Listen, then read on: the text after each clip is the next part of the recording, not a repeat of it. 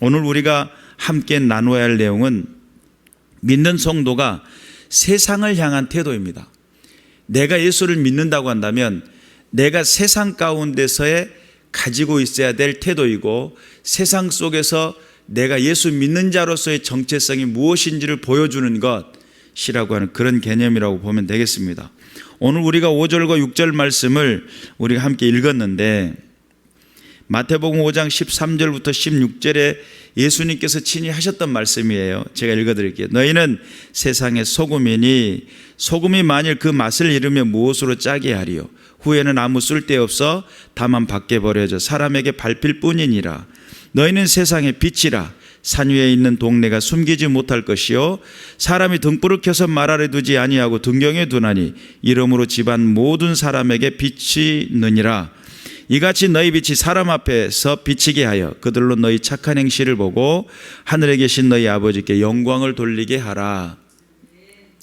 지금 마태복음 예수님께서 산상수훈이라고 하는 산 위에 올라가 가지고 제자들을 향해서 복음을 전하고 있을 때에 예수님께서 그들을 향해서 뭐라고 표현하냐면 너희는 세상의 소금이다.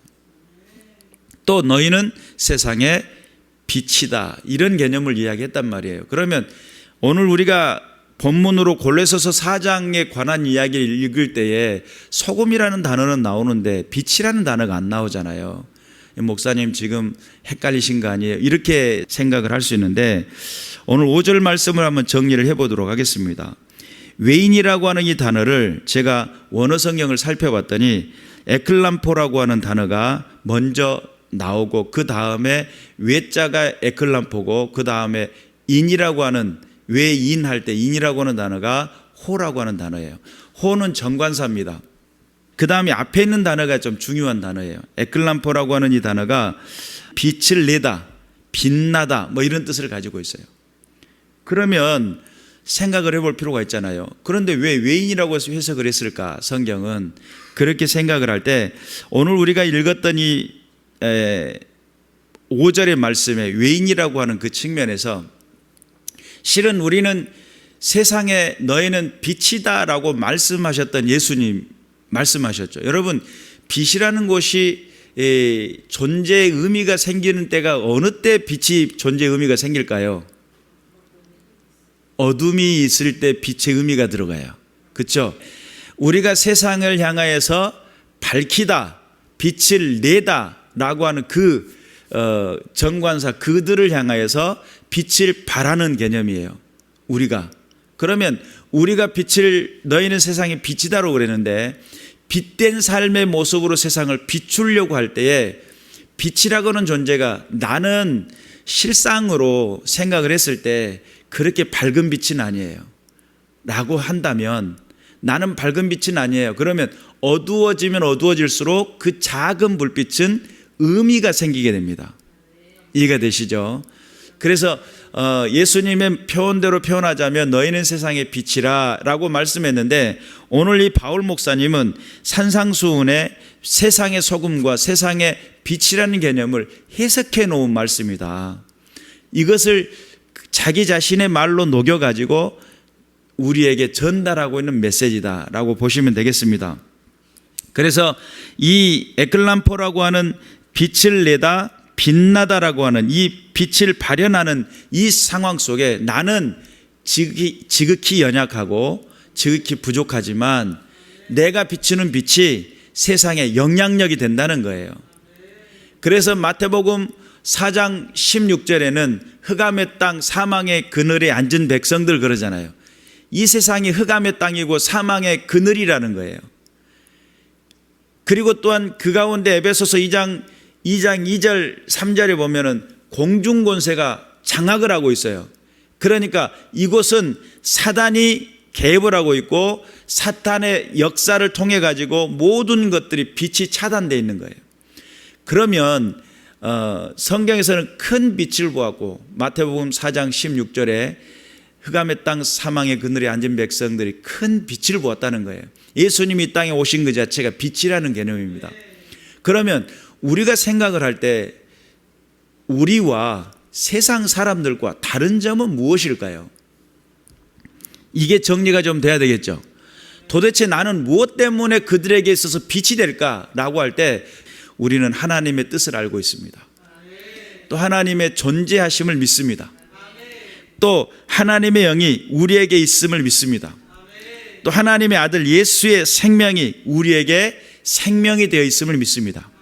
또 우리는 기다리는 영원한 하늘 소망으로 하나님 앞에 천국이라는 곳을 향해 달려가 나가는 목적이 다릅니다. 그들과 세상 사람들과 우리와 다른 점이라고 한다면 이것밖에 없어요.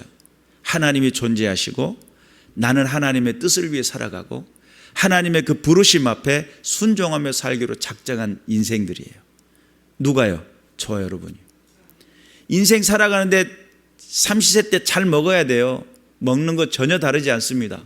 그리고 이 땅에 살아가는 동안에 모든 순리에서 벗어나지 않습니다. 그런데 그들과 다른 가치관이 있다고 한다면 하나님의 존재에 대한 인식입니다. 여러분에게는 하나님의 존재 인식이 있으십니까? 하나님 살아계심을 믿으세요? 그렇다고 한다면 여러분들은 그들이 알지 못한 하나님에 대한 소개를 할 수 있는 길이 열려요.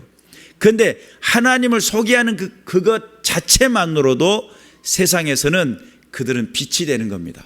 여러분들은. 그래서 예수님이 보내신 자에 의해서 이 땅에 오시잖아요. 그리고 보내신 자의 나는 보내신 자가 일하니 나도 일한다. 뭐 이런 말씀들로 계속적으로 말씀을 하시거든요. 그래서 하나님으로부터 보내심을 받아가지고 이 땅에 딱 오셨는데 그 오심을 통해 가지고 세상의 많은 사람들, 흑암의 땅, 사망의 그늘에 앉은 백성들에게 큰 빛이 되셨다는 거예요. 그리고 우리에게 그 빛을 나눠주셨어요. 이 빛은 사람들의 생명이니라. 요한복음 1장에서는 그렇게 표현하죠. 우리 안에는 지금까지 우리가 세상과 다를 수밖에 없었던 것 중에 한 가지는 예수의 생명, 예수의 빛, 그것이 내 안에서 꿈틀거리고 있다는 사실이에요. 믿으시길 바랍니다. 그래서 빛이 존재하는 이유를 설명할 수 있는 장소가 있다고 한다면 어둠입니다. 어둠이 있어야 빛의 존재가 의미가 있어요. 낮에는 빛인지 아닌지 모르던 그런 인생들이지만 어두워져가는 세대 속에 가면 갈수록, 그리고 하나님을 모르는 백성들, 예수의 생명이 없는 자들에게는 우리는 세상 속에 빛이 된다는 사실 믿으시기를 주님의 이름으로 축원합니다. 요한복음 17장 3절에 보니까 영생은 곧 유일하신 참 하나님과 그가 보내신 자 예수 그리스도를 아는 것이니라. 영생이라는 것이 결론적으로 뭐에 도달하냐면 알미라는 것에 도달합니다. 그런데 제가 늘상 말씀을 드리잖아요. 지식적인 알미 아니에요.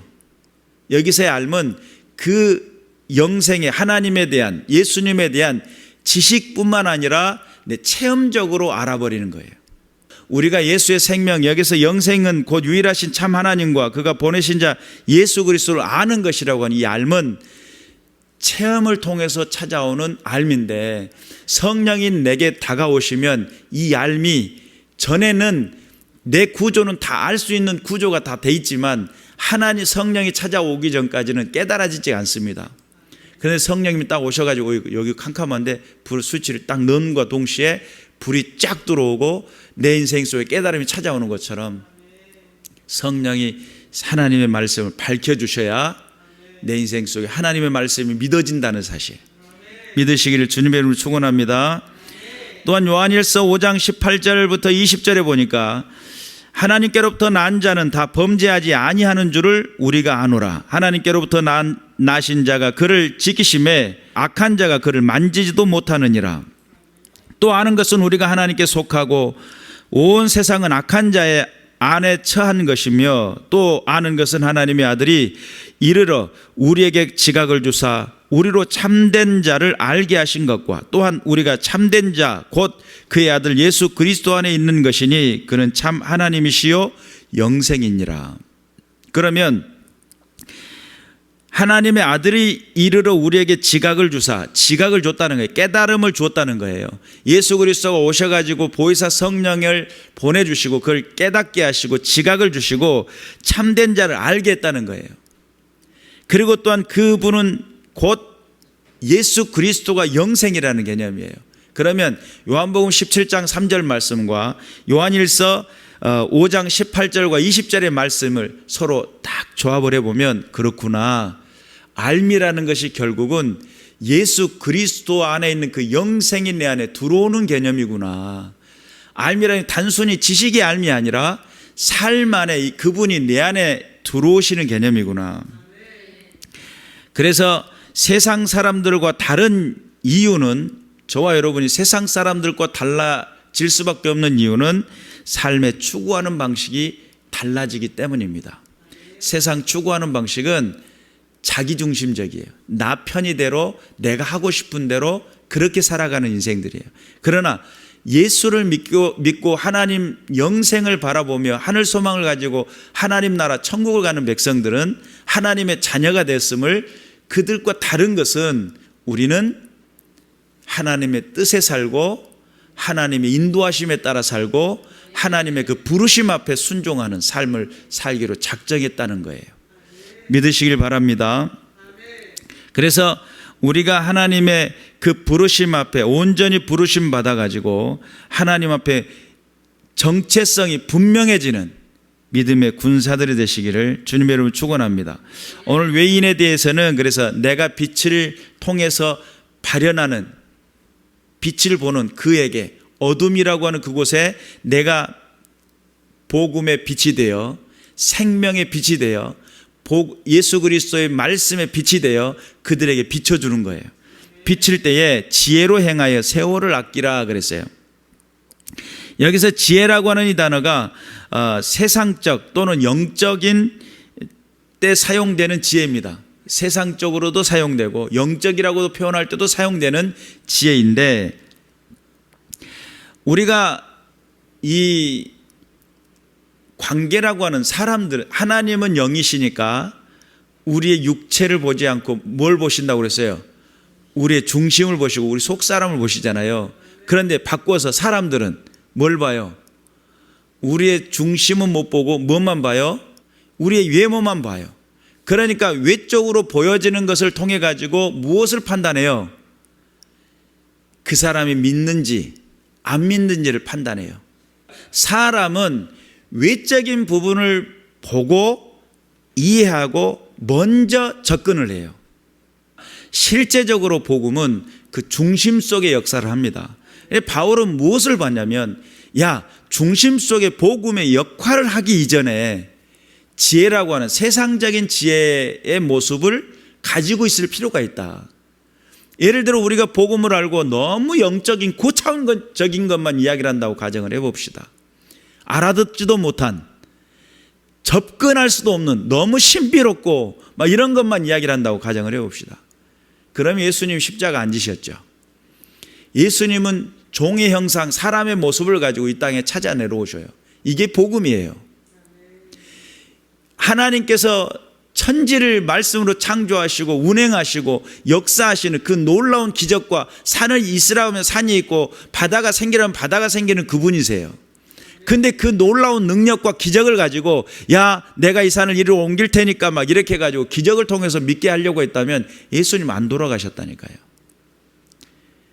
예수님이 이 땅에 오셔가지고 당신의 몸을 십자가에 내어 던지시기까지 보여주신 그 모습은 복음이 무엇이냐라고 했을 때 철저하게 이 땅에 우리가 이해하기 쉽고 우리가 깨달을 수 있는 상황으로 그분이 시각을 낮추신 거예요. 눈높이를 낮추셨어요. 높고 높은 보좌를 버리고, 빌립보서에 그러잖아요. 그 높은 보좌에 있으면 눈높이가 안 맞아요. 나 여기 있느니라 하는데 아무리 둘러도 못 찾아요. 근데 예수님이 딱 이 땅에 종의 사람의 형상을 입고 오셨잖아요. 그리고 찾아오셔가지고 우리에게 함께 하시는 그것이 복음이에요. 다른 데 복음이 있는 것이 아니라 지극히 사람이 되신 것이 기적이고 복음입니다. 또 그분께서 우리를 위해서 대신 속량하셨잖아요. 내 죄를 대신해서 죽어주심을 통해 가지고, 그래서 하나님께서 정하신 것이 반드시 죽을 것이다, 정령 죽을 것이다 라고 했던 그 죽음에 대한 이야기를 당신이 스스로 바꾸지를 않으셨어요. 그러다 보니까 죽음이라는 것을 결론 앞에 그들을 살리려고 하다 보니까 하나님이 하신 말씀이 있잖아요. 반드시 죽어야 한다. 라고 하는 것을 책임짓고 하나님께서 십자가에 당신의 아들 예수 그리스도가 죽게 되는 그 결과 앞에 도달하게 됩니다. 그런 측면에서 여기서 말하는 이 지혜라고 하는 단어는 말 그대로 우리가 하나님의 거룩한 자녀이고 하나님의 백성이란 이름으로 내가 거룩하게만 있다고 하면 세상 많은 사람들에게 그들에게 온전히 빛이 될 수 있을까라는 그런 개념이에요. 그들이 보고 있는 세상적인 지혜라고 하는 그 개념으로 우리는 옷을 입을 필요가 있어요. 그리고 그들이 알아들을 만한 쉬운 단어로 설명해 줄 필요가 있어요. 그런데 그런 설명이 되지 않고 나는 거룩하고 너희는 추악하고 나는 하나님의 자녀고 너는 마귀 새끼고 이렇게 이야기를 한다면 이건 접근성부터서 달라지는 거예요. 그리고 오늘 여기서 세월을 아끼라 그랬는데 세월이라고 하는 단어가 카이로스라고 하는 단어가 사용됐어요. 시간의 개념에 두 가지가 있는데 하나는 카이로스고 하나는 크로노스예요. 카이로스는 뭐냐면 기회, 정해진, 적당한 때, 복음의 때 뭐 이런 개념이에요. 그런데 크로노스는 뭐냐면 인간의 역사 속에 흐르는 시간이에요. 아침 시간이 되면 해가 뜨고 저녁이 되면 해가 지고 한밤중에 지나서 12시 땡 칠 때 그 저녁인 것을 아는 그 시간의 흐름 속에 나오는 시간이 크로노스예요. 그런데 카이로스는 어떤 개념이냐면 어떤 사건적인 만남이에요.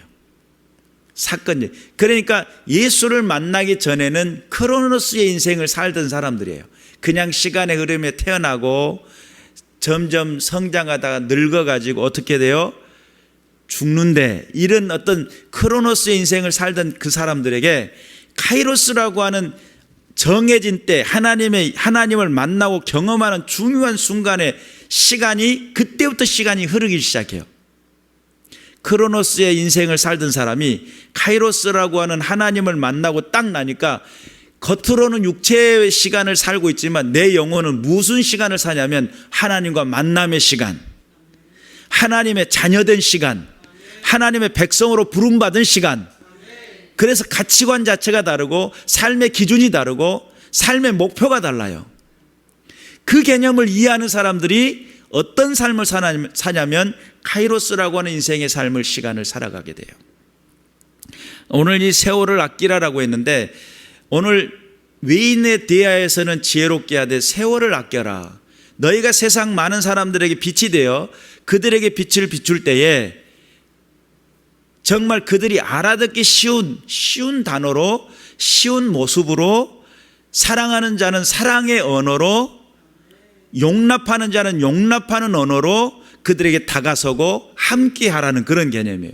그러면서 무슨 때를 기다리냐면 카이로스라고 하는 기회, 그가 예수를 만날 기회, 복음을 만날 기회, 변화되어 하나님 자녀가 될 수 있는 기회, 그 기회가 올 수 있도록 그 시간들을 아껴라 라고 했을 때 우리가 여기서 세월을 아끼는 카이로스라고 하는 하나님의 정하신 때를 위해서 내가 그 시간을 아끼는 그런 개념 속에 정말 기회를 찾기 위한 정말 영점을 다투고 있는 하나님의 뜻을 드러내기 위한 노력을 하고 있는 그 시기를 정확하게 적당한 때가 되게 하기 위해서 모든 초점이 맞춰져 있는 그런 때를 살으라는 거예요. 그래서 여러분 우리가 하나님의 백성으로서 카이로스라고 하는 예수 그리스도를 만난 시간이 이제 흐르고 있잖아요. 그래서 나는 과거에는 마귀의 자녀였고 그냥 사망 가운데 저주 아래 죽을 수밖에 없던 인생이었는데 예수 그리스도의 복음을 접한 후로부터 하나님의 자녀가 되고 하나님의 백성이 되어 영원한 하나님 나라를 향해 나가는 이제는 새로운 시간이 내 안에 흐르기 시작했다는 거예요. 그런 시간이 흐를 수 있도록 세상 많은 사람들에게 사랑의 언어로 복음의 언어로 함께하는 믿음의 언어로 다가서고 그것이 그가 그 인생 속에 카이로스라고 하는 새로운 시간이 흐를 수 있도록 노력하는 믿음의 군사들이 되어야 될 줄로 믿습니다. 또 6절 말씀에 너희 말을 항상 은혜 가운데 소금으로 마칠 램과 같이 하라. 여기서 너희 말이라고 하는 이 단어가 그냥 일반적인 말이에요. 로고스라고 하는 단어를 썼어요. 여러분, 로고스는 통상적으로 뭘 말합니까? 하나님의 말씀이죠. 하나님의 말씀을 로고스라고 그렇게 표현하잖아요. 자, 그런 측면에서 보면 우리가 너희 말을 항상 은혜 가운데 이렇게 표현을 했어요. 그러면 하나님, 우리가 어떤 누군가에게 세상의 빛이 되어 복음을 설명하려고 하고 하나님의 자녀가 되어 하나님 살아계심을 증명하려고 하고 하나님이 기뻐하시는 은혜의 자리에 주의 뜻을 나타내려고 하는 그런 모습의 말들이겠죠. 야, 너 오늘 살 빠져 보인다. 너 오늘 홀쭉해가지고 이뻐 보인다. 어쩜 좋아. 이런 말이 아니라는 거예요. 여기서 말하는 말은 어떤 말이에요? 내가 받은 은혜, 내가 깨달은 예수, 그 은혜와 그 예수 그리스도를 이야기하고 있는 그런 시간들이에요. 그래서 너희가 그러한 은혜의 말들을 할 때에 항상 은혜 가운데, 은혜라고 하는 이 단어가 호의 또는 은혜, 선물, 너그러움, 기쁨, 감사 이런 뜻을 가지고 있는데, 그러한 모든 하나님의 은혜, 하나님 내게 베푸신 그 호의, 하나님께서 나와 함께 하시는 그 선물, 그의 너그러우심이 나타내고 그가 함께 하셨던 그 감사의 제목들이 나열되는 순간들이겠죠. 그러면 지금 여기 6절의 표현을 잘 설명해서 우리가 알아듣기 쉬운 말로 표현하자면 간증하고 있는 순간이에요. 내가 예수를 어떻게 만났는데 바야흐로 그때는 겨울이었어. 이런 식으로 자기 자신의 인생을 지금 털고 있는 건데, 내 인생 가운데 찾아오신 예수 그리스도, 내 삶 가운데 찾아온 예수 그리스도를 나타내고 증명하는 순간이라고 표현하면 맞겠습니다. 그럴 때에 소금으로 맛을 냄과 같이 하라. 여러분, 그러니까 은혜의 이야기를 하면서도요, 성깔대로 해버린 사람 있죠. 안 됩니다. 여러분, 예수 믿으면서 나는 성격이 급해가지고 이런 사람들은 아직 덜 익은 사람들이야. 하나님 앞에서 여기서 소금으로 맛을 낸다라고 하는 것은 양념을 치는 것 개념이잖아요. 지금 현재 은혜라고 하는 이 개념을 하나님께서 주신 그 은혜를 나눌 때에 은혜가 되도록 나눠야 되는 거예요. 하나님께 영광이 되도록 나눠야 돼요. 하나님의 뜻을 드러내는 자리가 될 수 있도록 나눠야 돼요. 나는 주장되고 내가 드러나는 것이 아니라 누가 나타나고 하나님이 나타나고 하나님의 그 호의가 드러나고 하나님의 나와 함께 하시는 그 감사가 주장이 되고 하나님이 내게 역사하신 그 능력이 드러내고 자랑되는 순간이 돼야 돼요. 그런 것에 관점을 가지고 나가되 그리하면 각 사람에게 마땅히 대답할 것을 알리라. 내가 은혜 가운데 있고 성령을 의지하는 삶의 모습으로 간증을 했더니 그 가운데 하나님께서 인도하심을 따라, 여러분 혹시 내가 생각지도 못한 그런 이야기를 해본 적 있으신가요? 복음을 이야기하고 내가 하나님의 뜻을 이야기하려고 하고 있는데 정말 이건 내가 계획한 것도 아니고 내가 준비한 것도 아닌데 정말 이렇게 내가 말을 잘했을까 싶은 그런 순간들 있죠. 그런 순간들을 경험하셨다면 그것은 여러분이 하신 게 아니에요. 여러분 안에 누가 계셔요? 성령께서 말씀하게 하신 거예요. 뭐 하시기 위해? 여러분을 돋보이게 하기 위해서요? 아니에요. 여러분을 통해서 하나님 살아계심을 나타나게 하기 위해서. 근데 여러분 착각할 때가 많죠. 내가 이런 사람이야. 뭐 이렇게 생각할 때가 있어요. 내가 이런 사람, 나 이 정도 되는 사람이고 나 이렇게 똑똑한 사람, 이렇게 생각을 해버리면 그 순간에 여러분들 함정에 빠집니다. 나는 하나님의 역사하심을 드러내는 믿음의 자리에서 쓰임받는, 하나님께 영광을 돌려드리는 그런 믿음의 사람들이 되길 위해 꿈꾸고 도전하시길 바라요. 여러분, 뭔가를 말을 잘하거나 또는 뭔가의 어떤 여러 가지 많은 위기, 임기응변이 강하거나 이런 것을 잘했다고 해가지고 여러분의 신앙이 돋보이거나 그런 모습이 될 수도 있겠지만 그것이 결코 다 하나님께 영광은 안 된다는 사실. 임기응변이 잘 되었더라도 그것을 어떻게 할 줄 알아야 돼요? 내가 거기에 주장되고 내가 나타나는 모습이 아니라 누가요? 하나님께서 일하셨음을, 하나님이 영광 받으심을. 우리가 하나님 앞에 깨어 있어서 정말 복음을 증거하는 것. 오늘 또 여기서 너희는 세상의 빛이고 너희는 세상의 소금이라고 하는 이 사건 앞에 예수님의 복음은 멈추지 않죠. 내가 외치지 않으면 복음이 안 굴러갈 줄 알고 착각할 때가 있어요. 아닙니다. 내가 안 하면 돌들이 소리를 치게 돼요. 그러니까 그 가운데 쓰임 받는 것에 감사를 할 줄 알아야지 내가 바로 이리 착각할 때가 큰 문제가 옵니다. 또 뿐만 아니라 마태복음 28장에 보면 모든 족속으로 제자를 삼고 아버지와 아들과 성령의 이름으로 세례를 베풀고 분부한 모든 것을 가르쳐 지키게 하라. 세상 끝날까지 내가 너희와 항상 함께 있으리라 그러잖아요. 온 세상에 복음이 전파되는 것이 목표입니다. 그러니까 복음은 나만 잘 믿으면 돼. 다른 사람 모르겠고 나만 잘 믿으면 돼. 이것은 지극히 이기적인 것이고 하나님은 그런 모습을 원치 않아요. 하나님의 원하시는 모습은 나를 통해서 생육하고 번성함이 되는 것을 원하셔요. 그래서 사람은 반드시 생육과 번성이라는 개념을 함께 가지고 있어요. 오늘 여기서 말씀하는 것은 너희가 외인에 대하여서는 지혜롭게 하되 세월을 아껴라 라고 하는 이 개념 속에서도 그들에게 카이로스라고 하는 복음의 때가 이룰 수 있도록 너의 시간을 아끼고 너의 삶을 아끼고 복음이 더욱더 지혜롭게 하기 위해서 너무 신비롭거나 너무 주관적이고 너무 세상과 동떨어져 있는 모습이 아닌 그들과 같은 옷을 입고 그들과 같은 언어를 쓰며 그들의 삶에 침투할 줄 알고 그들 가운데 땀을 같이 흘리며 하나님의 복음을 드러내라. 그런 개념이에요.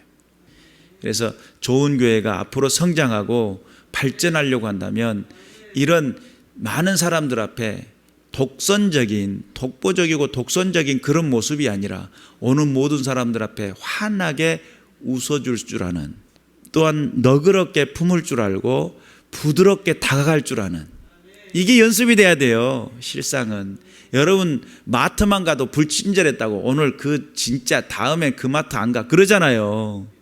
식당에 가도 진짜 그 종업원 너무 불친절해가지고 말이야. 나 그 식당 가나봐라. 맛은 있더만. 그러면서 안 간단 말이죠. 병원만 가도 간호사가 막 침 더 찔러버렸다고 이렇게 되는 거잖아요. 왜요? 친절한 것을 기대한단 말이에요. 세상 사람들은. 교회에 찾아 나왔는데 신경도 안 쓰고 다가서지도 않고 대화도 없고 그러면 사랑이 저만치 가네 그러면서 눈물 난단 말이죠.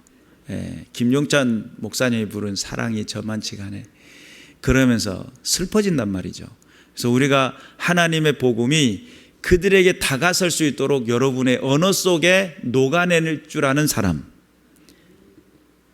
제품을 설명할 때도요 이 제품의 장점, 좋은 점을 잘 설명해야 되잖아요. 여러분 복음을 설명할 때도요 복음의 친절한 것을 설명할 줄 알아야 되고 희생과 그 사랑을 설명할 줄 알아야 돼요. 그런 은혜를 함께 나누고 공유가 안 된다고 한다면 세상 속에 어떻게 하나님의 복음을 녹아낼 수가 있겠느냐 이 말이에요. 깨어있어서 오늘 우리가 함께 했던 전도를 위한 관계 어떻게 맺을 것인가 라고 하는 그런 측면에서 깊이 오늘 말씀들을 이해하시고 깨달아서 하나님께만이 영광을 돌려드리는 믿음의 군사들 되시기를 주님의 이름으로 축원합니다. 기도하겠습니다.